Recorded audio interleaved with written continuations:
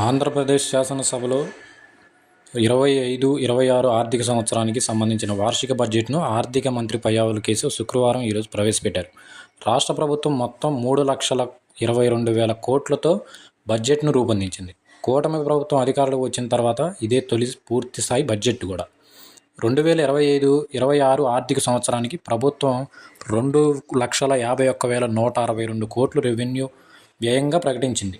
మూలధన వ్యయం 40,000 కోట్ల 635 కోట్లు, రెవెన్యూ లోటు 33,185 కోట్లు, ద్రవ్యలోటు 79,926 కోట్లుగా అధికారులు అంచనా వేశారంట. ఇక బడ్జెట్లో కీలక కేటాయింపుల విషయానికి వస్తే ప్రభుత్వం ఈ బడ్జెట్లో అనేక రంగాలకు భారీగా నిధులు కేటాయించింది.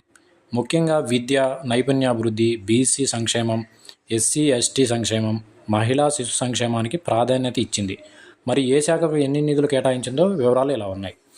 బీసీల సంక్షేమానికి 47,456 కోట్లు, పాఠశాల విద్యాశాఖకు 31,805 కోట్లు, ఎన్టీఆర్ భరోసా పింఛన్ల కోసం 27,518 కోట్లు, ఎస్సీల సంక్షేమానికి 20,281 కోట్లు, వైద్య ఆరోగ్య కుటుంబ సంక్షేమానికి 19,264 కోట్లు, పంచాయతీరాజ్ శాఖకు 18,847 కోట్లు, జలవనరుల శాఖకు 18,019 కోట్లు, తల్లికి వందనం కోసం 9,000, పట్టణాభివృద్ధి శాఖకు 13,862 కోట్లు, 8,000, ఇంధన శాఖకు 13,600 కోట్లు, గృహ మంత్రిత్వ శాఖకు 8,570 కోట్లు, 87 ఎస్సీల సంక్షేమానికి 8,159 కోట్లు, గృహ నిర్మాణ శాఖకు 6,318 కోట్లు, అల్పసంఖ్యాక వర్గాల కోసం 5,434 కోట్లు, మహిళా శిశు సంక్షేమం, దివ్యాంగులు, వృద్ధుల సంక్షేమానికి 4,332 కోట్లను కేటాయించారు. పౌర సరఫరాల శాఖకు 3,806 కోట్లు, డొక్కా సీతమ్మ మధ్యాహ్న భోజన పథకానికి 3,486 కోట్లు, పరిశ్రమల వాణిజ్య శాఖకు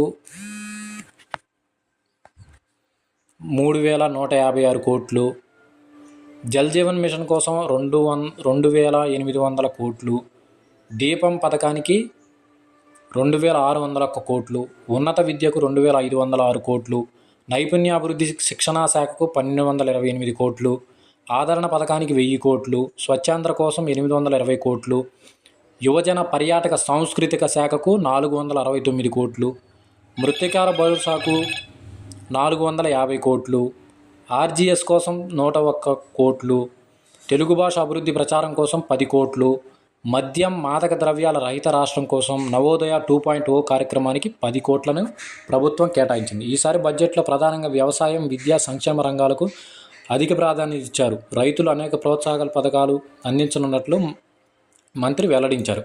రాష్ట్ర సమగ్రాభివృద్ధి కోసం సంక్షేమ పథకాలు, అభివృద్ధి ప్రణాళికలకు ప్రభుత్వం పెద్దపీట వీసిందని పయ్యావుల కేశవ్ పేర్కొన్నారు.